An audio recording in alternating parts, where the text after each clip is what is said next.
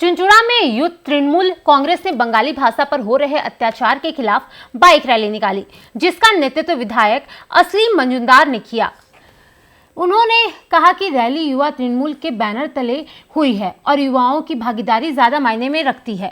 Rally में कई कार्यकर्ता बिना हेलमेट दिखे, जिस पर विवाद हुआ। भाजपा नेता सुरेश साहू ने कहा कि रैली पर कटाक्ष करते हुए कहा कि यह दिखावटी है।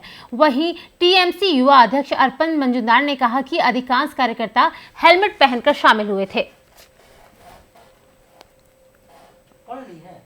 तो राज्य अपमान करছে, বাংলা ভাষাকে অপমান করছে। বাংলা ভাষার নিয়ে যারা এলোমেলো বক্তব্য রাখছে সেই বিজেপি শাসিত রাজ্য এবং কেন্দ্রীয় সরকারের বিরুদ্ধে আমরা বাঙালিদের পাশে আছি, বাংলা ভাষার পাশে আছি।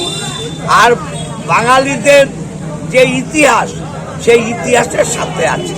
দাদা, বাইক মিছিল যে আজকে করছে এতে পুলিশের পারমিশন হয় না। দেখুন, এটা নির্বাচনের সময়, আপনাদের কোনো আইন কানুন সম্বন্ধে জ্ঞান নেই, যা খুশি তাই বললেই হয় না। আগে আইনটা পড়ুন, এটা নির্বাচনের সময় হয়।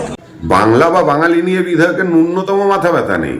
যদি মাথা ব্যথা থাকতো তাহলে আমরা অনেক আগেই দেখতে পারতাম যে 26,000 শিক্ষক যারা তৃণমূল সরকারের জন্য চাকরি হারিয়েছে তাদের হয়ে রাস্তায় নামতো বিধায়ক মশাই।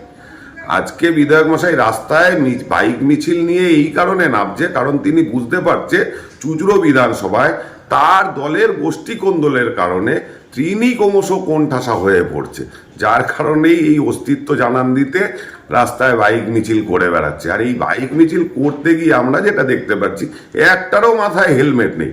মানে তৃণমূল সরকার আইন তৈরি করছে আর তৃণমূলের দলবল